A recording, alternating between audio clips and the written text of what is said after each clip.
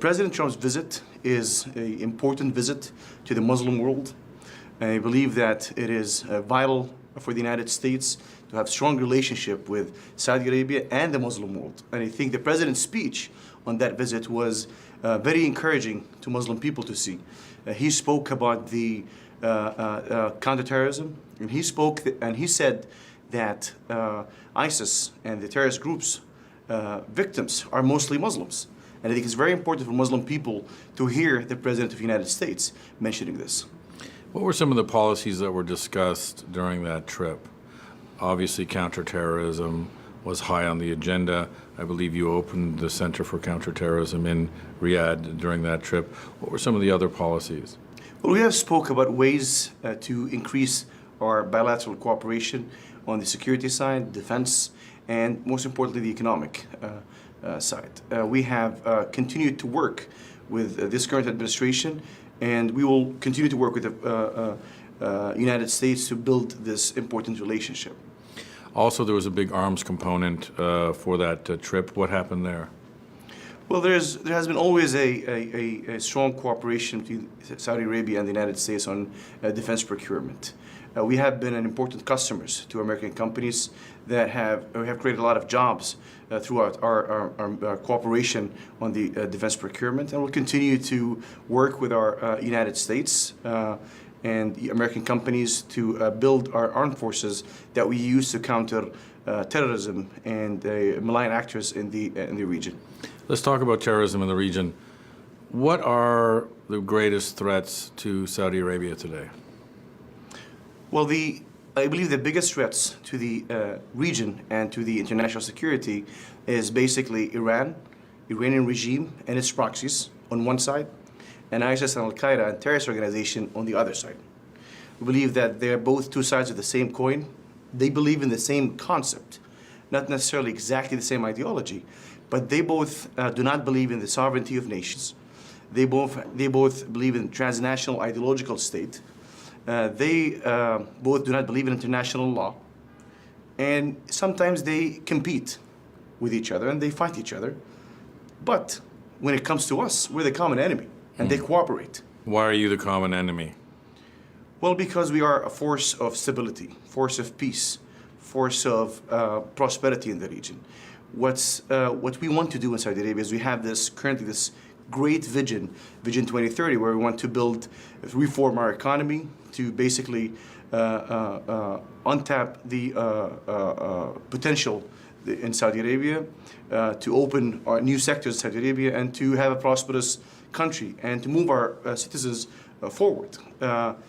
To be able to do that, we need a stable, secure region. We need to, and prosperous region. We need to increase our economic cooperation with neighboring countries. Iran wants to export the revolution. Iran has an expansionist ideology.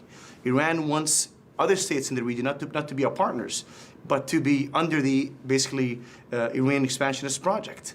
And this is a big difference. We have Vision 2030 that is moving us forward. They have Vision 1979 that is trying to move the region and Saudi Arabia backward. I read an article that you wrote recently that compares Iran to Germany in the 30s, expansionist, and that we're sort of appeasing Iran in its expansionist policies. Maybe you could elaborate a little bit on that. Well, what I was trying to say in the op-ed is basically the situation in the world, especially in Europe, in the late 30s, was back then we had this expansionist ideology in expansionist countries. We see, Nazi Germany moving and taking over, Austria and parts of Czechoslovakia. And the solution back then was to appease Germany, Nazi Germany, and instead of confronting it. And and we remember that during the Munich Agreement, when President Chamberlain went back to Britain and held that piece of paper and said, this is the peace of our time. And it did not work. It led to more expansionism. It led to the invasion of France. London was getting bombed after this. So what we want in the region is we see same expansionist concept in the region through the Iranian regime. And we believe that we need to push back on this right now, not to lead to a bigger conflict. Because if you look at the trend in the region throughout this 40 years after the Iranian Revolution, we see Iran started to build this sectarian terrorist militia in Lebanon. And they bombed embassies, they bombed the Marine barracks, they have assassinated the Prime Minister of Lebanon, and they're trying to copy that model and use the same playbook in Syria and Iraq and Yemen, and they've been getting away with it. So, and now we see more than 160 ballistic missiles launched at a G20 country towards Saudi Arabia. And so if we do not push back on this, we will see more terrorist militia pops up in the region. And let's remember, Hezbollah in Lebanon is not a domestic threat. Hezbollah is transnational threat. We see Hezbollah money laundering activities throughout the whole world. We see in Africa and in South America. We see their drug activities also throughout the world. And we don't want another Hezbollah, another transnational threat to appear. And we don't want, especially in Yemen, like the Houthis, for example. It's another Death to America group that we see in the region, and it's another transnational threat that we're trying to end, and to also affect the Red Sea, which 15% of the world trade passes through. So let's talk about Yemen. You said Houthis, their slogan is death to America, death to Israel, death to the Jews. Yet there is collateral damage. It's now being called a humanitarian crisis. There's a cholera epidemic. The UN is now, getting involved. It's been called Saudi Arabia's Vietnam. What's happening there, and is it a war that you can win? Well, first of all, we did not support the Yemeni government to start a war in Yemen. We supported the Yemeni government to end the war in Yemen. The party that started the war is the Iranian militia, the Houthis. They started the war in 2014 when they moved from their own hometown to the capital, killing and slaughtering the Yemeni people and threatening the central government of Yemen. And we had a choice back then to support the central government of Yemen, the legitimate central government of Yemen, against all terrorist non-state actors, the Houthis and the QAP. Or basically, if the Yemeni central government falls, we're only going to have two terrorist non-state actors, the Houthis and AQAP. And that situation, the instability that will happen and the vacuum that will happen, will create basically, will help both of them, AQAP and Houthis, and will create more terrorism and instability. So the only choice we have to support the Yemeni government to basically reinstate the Yemeni government control over the country, to fix the Yemeni economy, to create jobs, to have prosperous Yemen, to improve the humanitarian situation that went downhill after the Houthis' aggression into Yemen. That is our objective, and we've been very successful now throughout our pressure campaign on the Houthis to sit in the negotiation table and to solve this problem and reach a long-lasting political solution. We have donated to Yemen more than any country in the world combined. We will continue to support the humanitarian efforts in Saudi Arabia. And during the last Crown Prince visit, Saudi Arabia and UAE donated to the UN the highest donation in the UN history on the UN humanitarian efforts. We're there to solve it, just like we did in Iraq with the United States. We could not solve the humanitarian situation in Mosul until Mosul was liberated and the Iraqi government had government institutions came back to Mosul. You mentioned Vietnam in your question. Now, Vietnam is 7,000 miles away from the United States. Yemen is our neighbor, and we have more than 1,000-mile border with Yemen. I'm wondering if there's an Iranian militia in the United States southern border launching 160 ballistic missiles towards the United States, and including Washington. What would the United States do? Sure.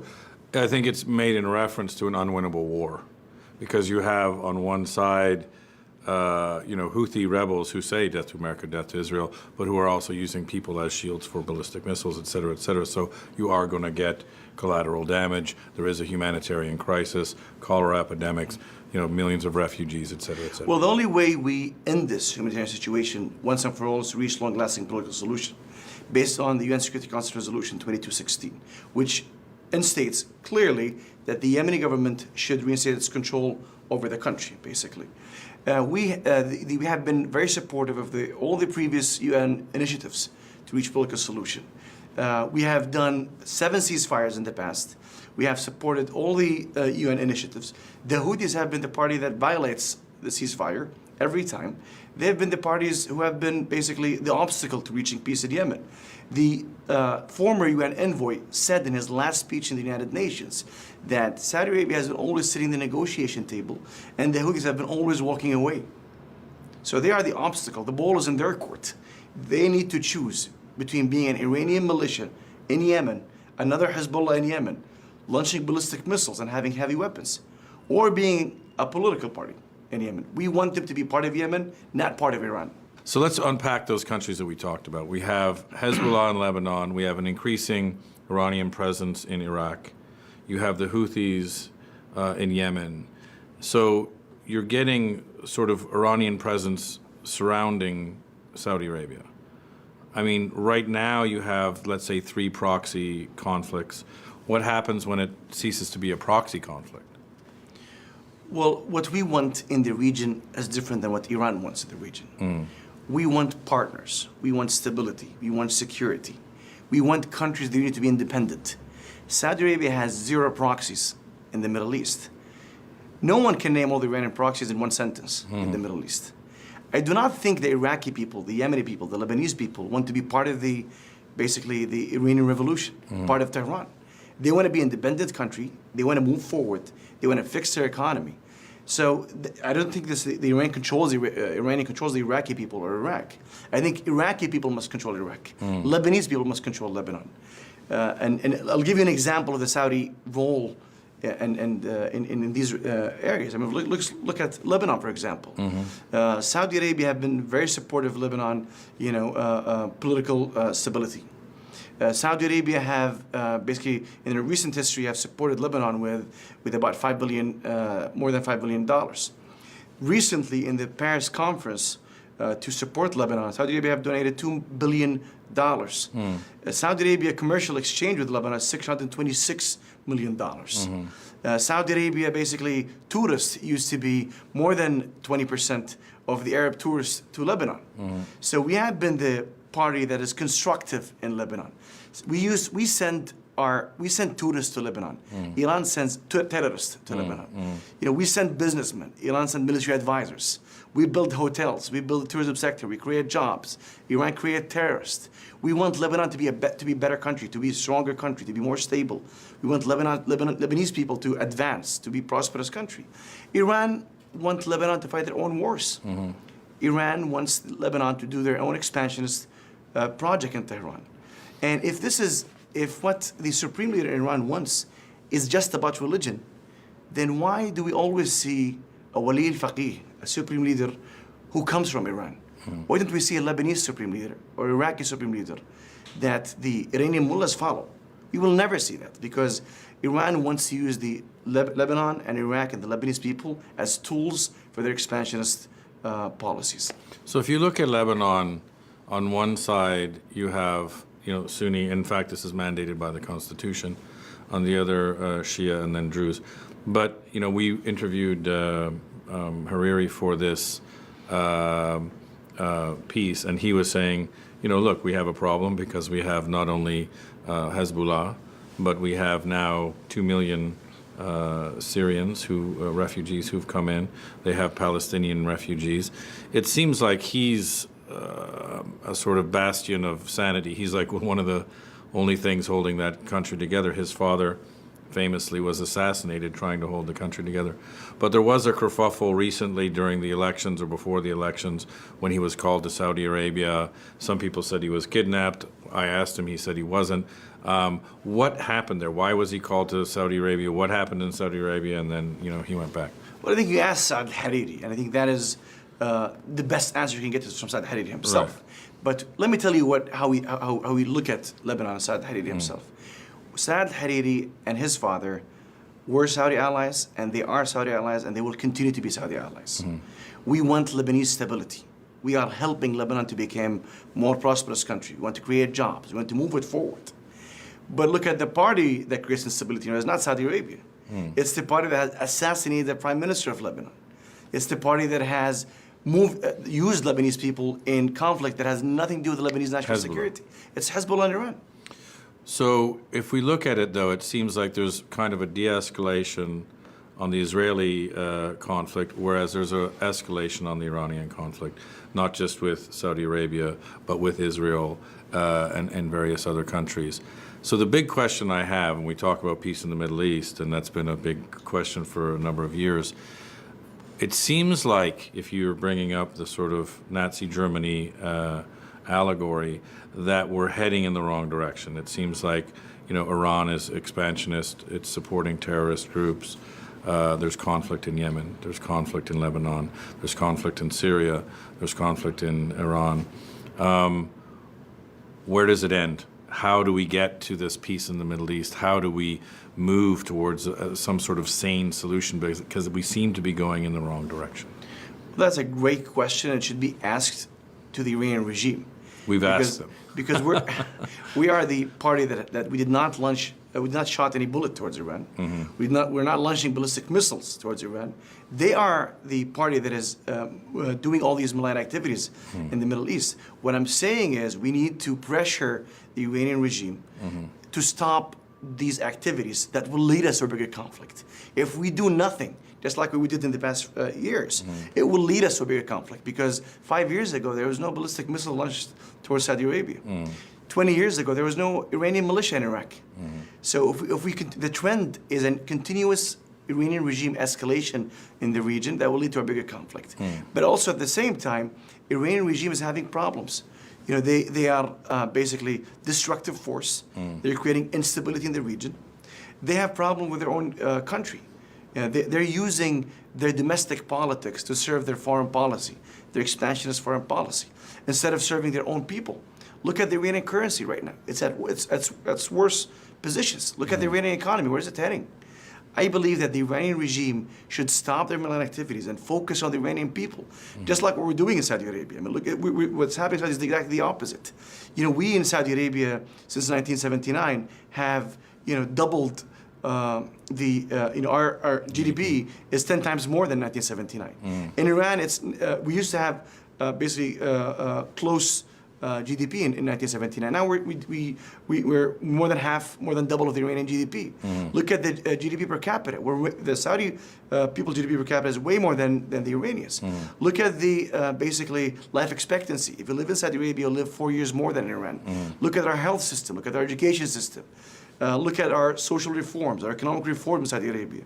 In Saudi Arabia, there was never social media platform that was blocked. In Iran, they're continuing to block social media platforms. We're a country that wants to be the part of the global system. We're proud of our values. We're proud of our cultures.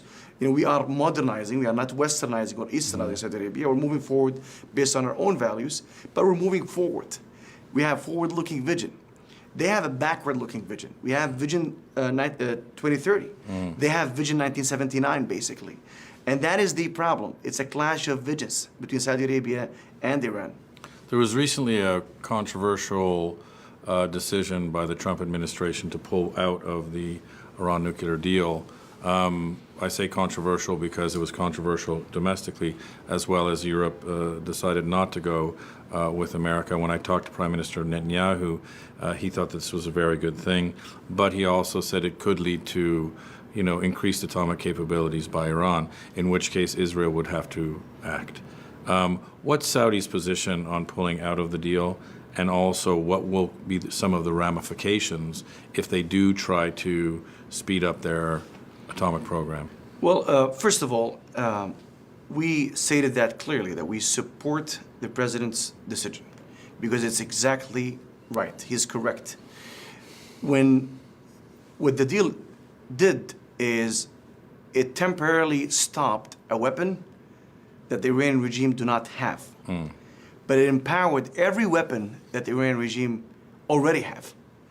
The asymmetric warfare. Okay. They increased the budget of the IRGC. They increased the budget of Hezbollah. They increased the budget of the Houthis.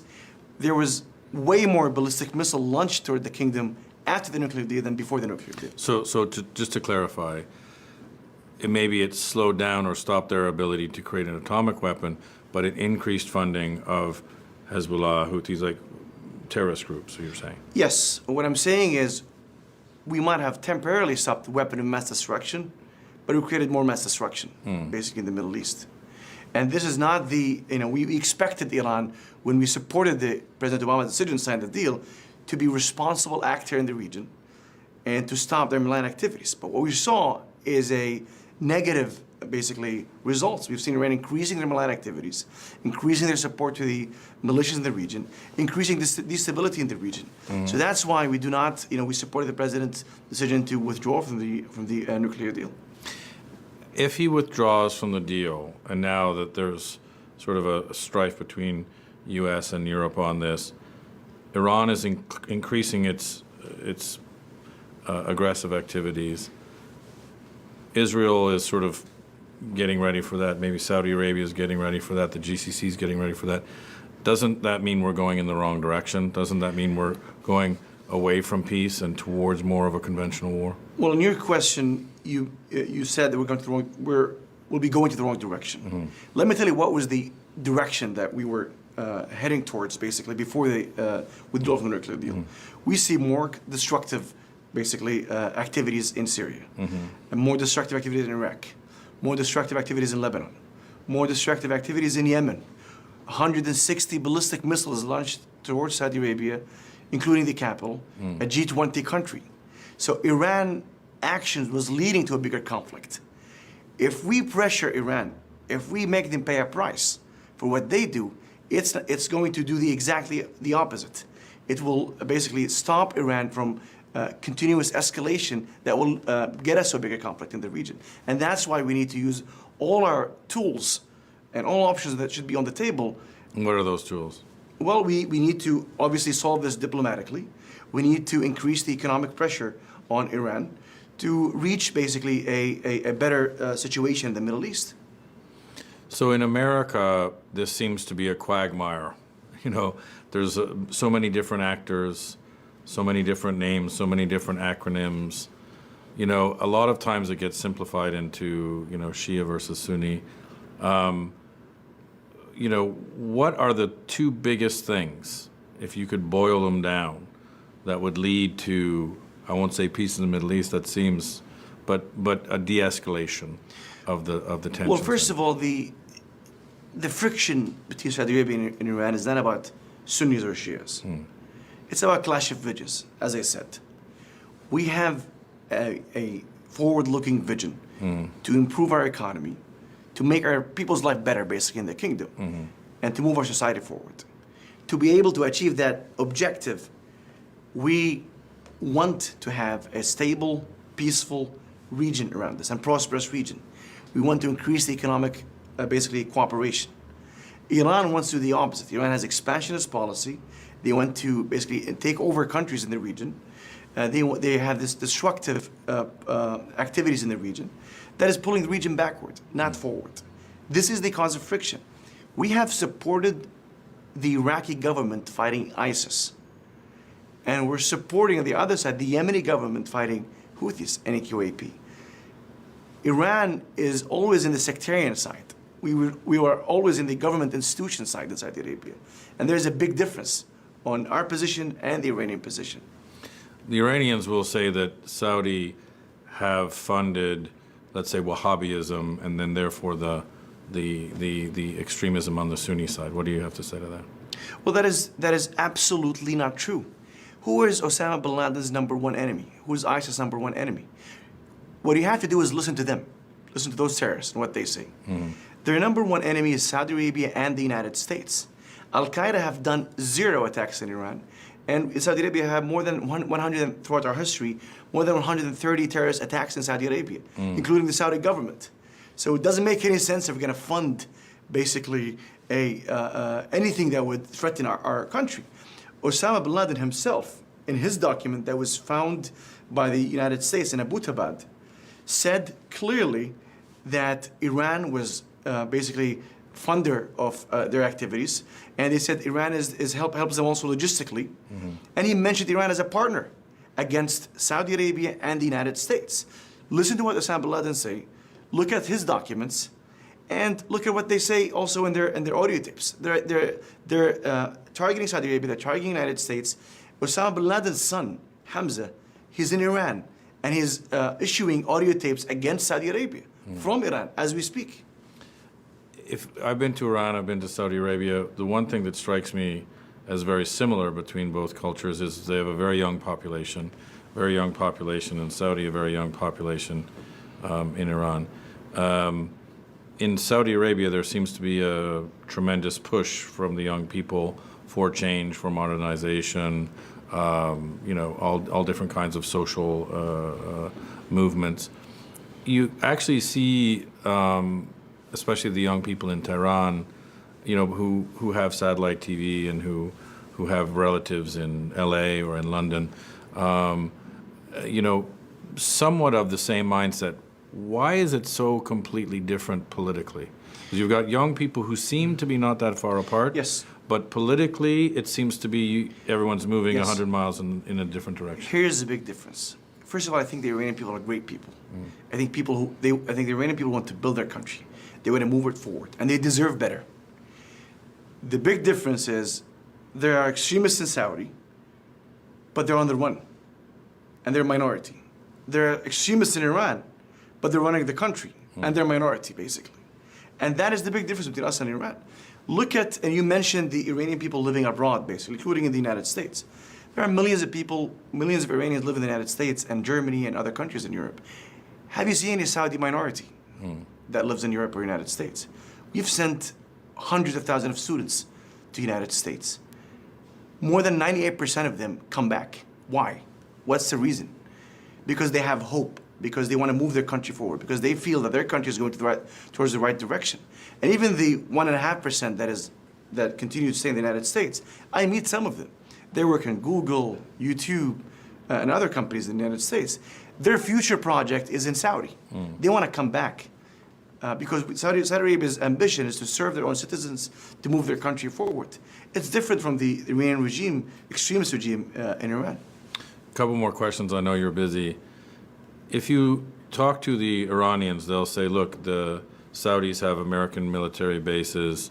The Turkey is a sort of a NATO member. Pakistan, they'll say, is the home of extremism and the Taliban. Afghanistan, the Taliban and the American army. They portray themselves as surrounded. What do you have to say about that? Well, first of all, there is no U.S. base in Saudi Arabia currently. Second of all, what you're telling me is the Iranian activity is a reaction, is not an action. I don't think that is true. If it's reaction, why did they bomb a building in Argentina in 1994? Why did they assassinate an opposition leader in Mykonos restaurant in Berlin in Germany? Why did they try to assassinate Saudi ambassador in Washington? Why did they create a militia in Nigeria, for example? A sectarian terrorist militias like Hezbollah in Nigeria. What they do is what they say is what's written in the Constitution.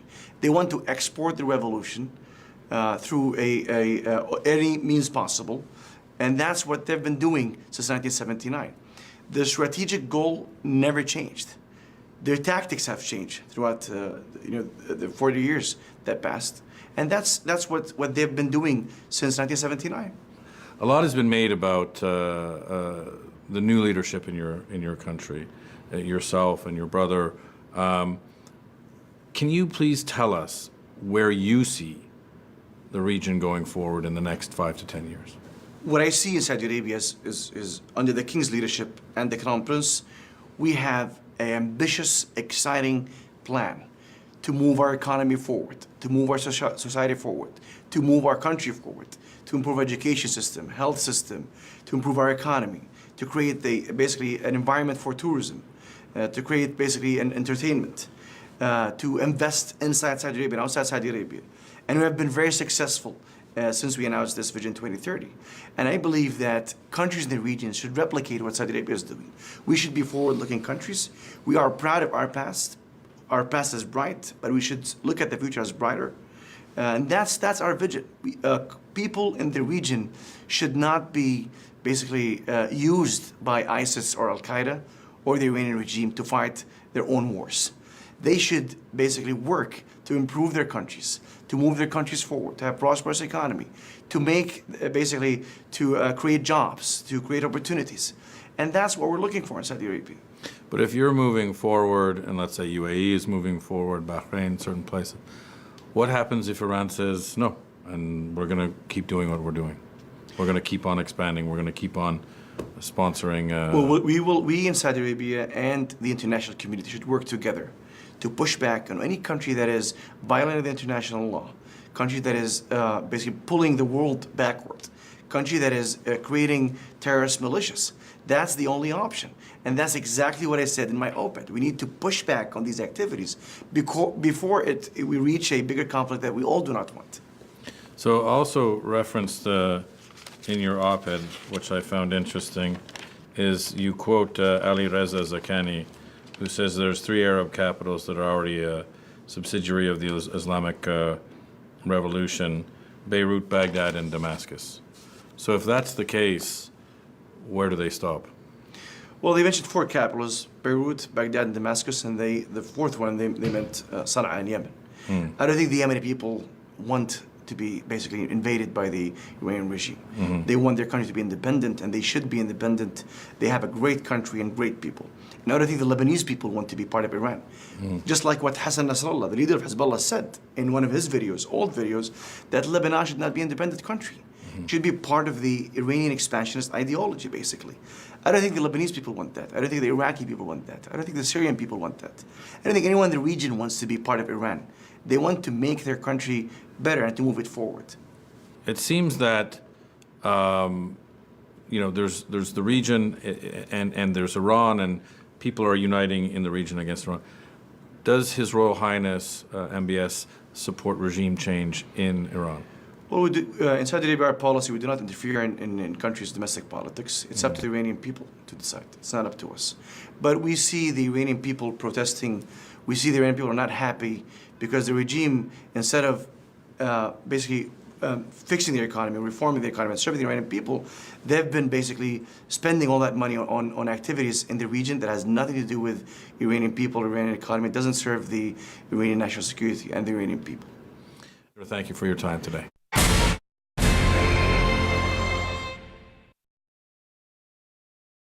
طموحات نووية جامحة في أكثر بقاع الأرض توتراً وحروبا. الاتفاق لم يمنع إيران من